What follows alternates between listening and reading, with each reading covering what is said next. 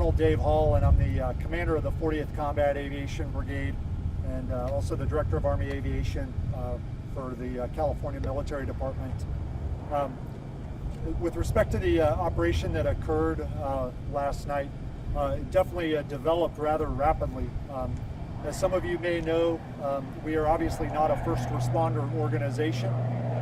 As the California Army National Guard, we work as a subordinate component under the Office of Emergency Services. So when the county has a need or an incident commander has a need and they can't solve the problem locally, they will reach out to us, and that's what occurred yesterday.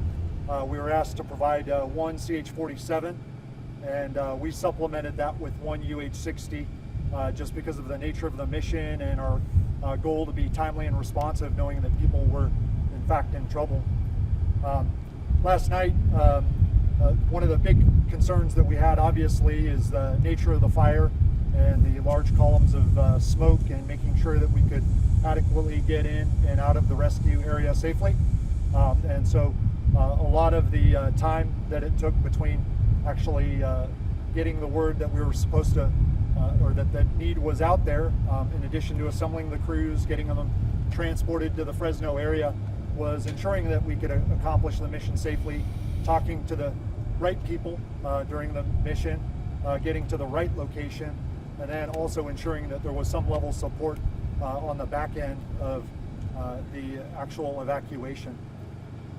Sum total, we evacuated 214 personnel last night. That included 2 seriously injured individuals and then 19 that were of lesser injuries but could still walk. And then the remainder of the personnel were people that could walk on their own accord. We believe that there were 11 pets that were also transported during the operation. And sum total, the operation got started in the late afternoon and didn't close out till approximately 1:30 in the morning.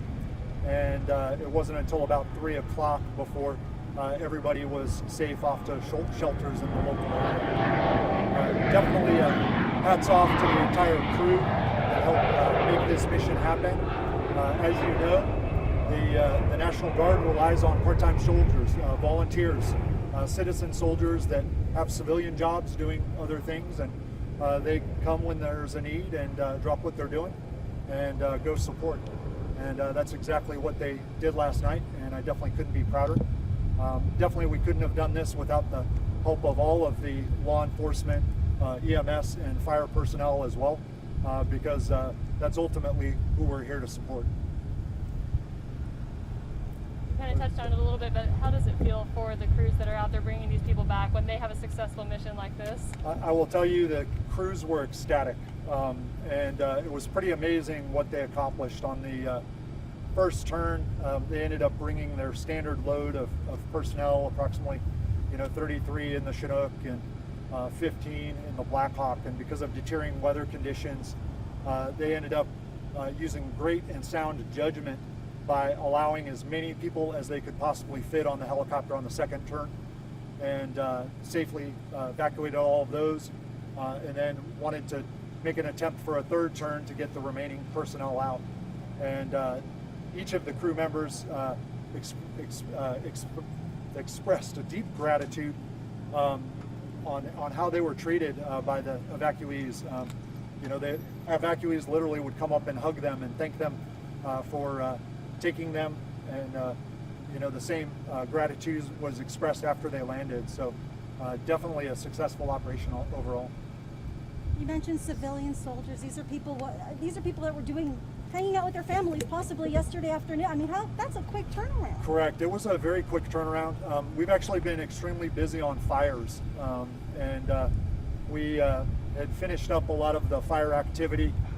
There was an expectation that there would not be a need for call-ups, and immediately they turned around and reversed directions in a lot of cases, came in and executed the mission. So like I said, overall couldn't be prouder. You said it was... We're far away if you want to do it without them. Okay, I can do it without the mask. Did you want to try to get some of those statements reset without a mask? Picked them up clearly, so. Yeah. Yeah, I might just ask the one that I did just because, you know, Without the mask. just without, as you can We're far express away the, from you enough anyway. Yeah, Yeah, I first- probably first- should have first- done that. just the emotion part again, if without the mask, if you could just talk about that, what that was like for the crews out there. Yeah, absolutely. I'll tell you, the crews were absolutely ecstatic when they came off the helicopters. All of the individuals that they rescued were greeting the crew members with hugs as they were boarding onto the helicopter, and then again after getting off the helicopter, a lot of high fives.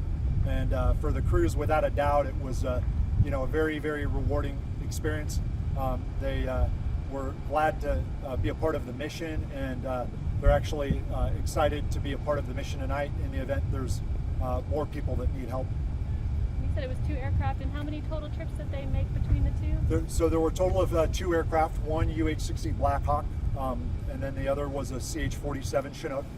They did a total of 3 trips last night, and then today they we're actually sending additional crews out there. Right now the weather's not cooperating, but as soon as the smoke does clear a little bit, we'll send more people up. So is that the helicopter that left here not too long ago? Correct. We have one UH-60 medevac helicopter which has hoist capability, and then the CH-47 Chinook also has some level of hoist capability. As you can imagine, the terrain up in that area is extremely rugged, a lot of trees, and we don't know exactly where the people are. And so we have to find them and then potentially use that rescue hoist to pull them off the terrain that they're in if they're not in a clear open area. The crew that just left, where were they heading to? They were heading up to link up with the Madera County Sheriff before heading on to the fire incident site. And the folks that were helping yesterday, are they based here out of Fresno, Sacramento, out of where?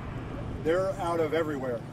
The Chinook last night was based out of Fresno, and out of Stockton, excuse me. The UH-60 was based out of Fresno. They were greeted today by additional personnel. That one UH-60 that just departed recently is from Sacramento, and we have another Chinook that came in that is from Stockton.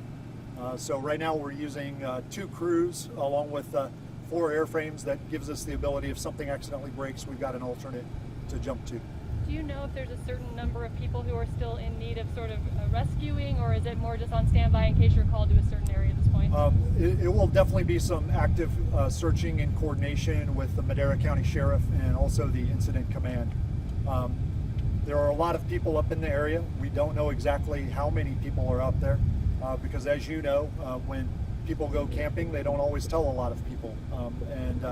So I know that the Sheriff's Department and also CAL FIRE and the Forest Service are doing their part to make sure that all of the people are evacuated that they can get their hands on. And these helicopters are going to try and look for the people that are a little bit harder to reach. Can you tell us how crucial then the technology is that you guys have on board these helicopters? I mean, like we were saying, visibility is not very good, but these things are equipped with things that others are not. Correct.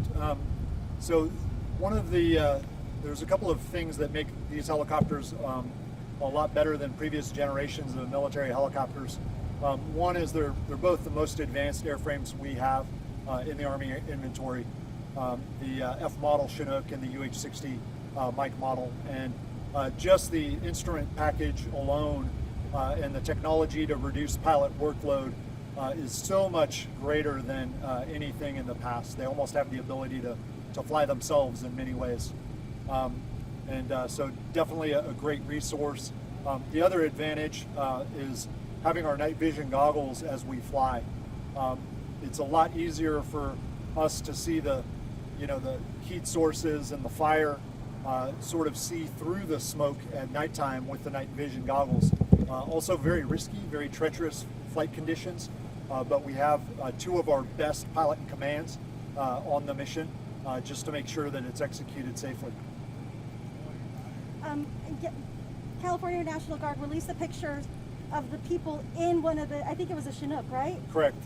Take me, what's it like inside? Take us in there. Are the folks with the National Guard telling the people anything? Are they telling the guardsmen anything? What's happening? Yeah, I'll tell you, the pilots in command, along with the crew chiefs, did a tremendously professional job communicating with the evacuees. from my assessment. Obviously you want to ensure that the most severely injured and the least able to move and get around are evacuated first. They manage that in a very diplomatic manner, and the people on the ground were also very supportive of that as well, which was extremely helpful. As they load onto the aircraft, naturally during the first run, they're ensuring that everybody has their seatbelts on and they're doing what they need to properly.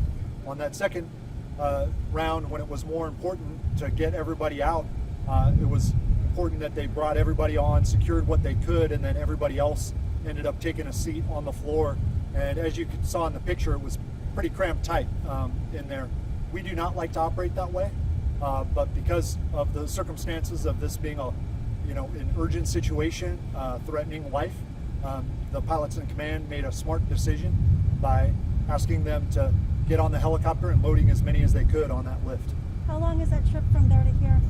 It's approximately a 20-minute flight.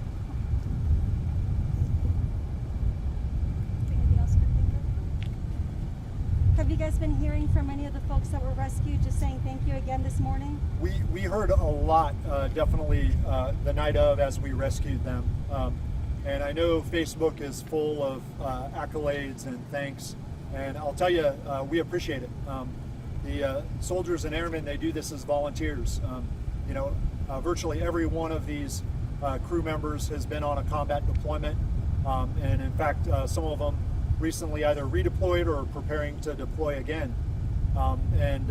When you get off a mission like this and the people who are rescued are truly thankful and they show that, it really helps motivate you to keep coming out and doing this. There's a lot of tremendous value and satisfaction the crew members get. How often do you guys train for things like this?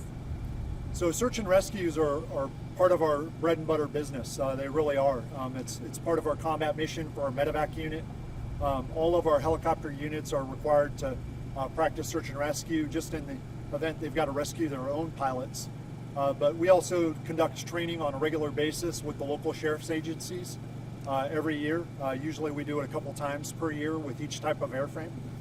In addition to that, we have a tremendous interagency operating agreement between CAL FIRE, National Forest Service, National Park Service, where we learn how to operate inside the fire traffic area.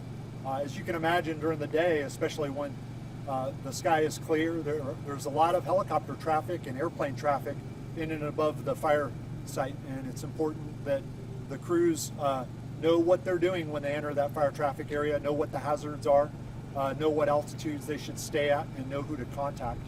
And so that training is extremely important for us that we do every year. And we try to follow up that training with briefings with the current incidents before we launch on a mission, which is something that occurred with each of the crews today. They each had a chance to get a briefing from the Air Operations Branch Director that's a part of CAL FIRE that's managing the event, as well as getting a briefing with Madera County Sheriff once they get linked up with them to know where they want to search. Just to clarify, was it 3 trips each or 3 trips total between? 3 trips for each of them. They essentially went together as a pair of 2, and they were staggered a little bit by time, but for the most part, by the time they arrived on scene, both helicopters were there. As soon as one filled up, they would take off heading this direction, and then we would send another.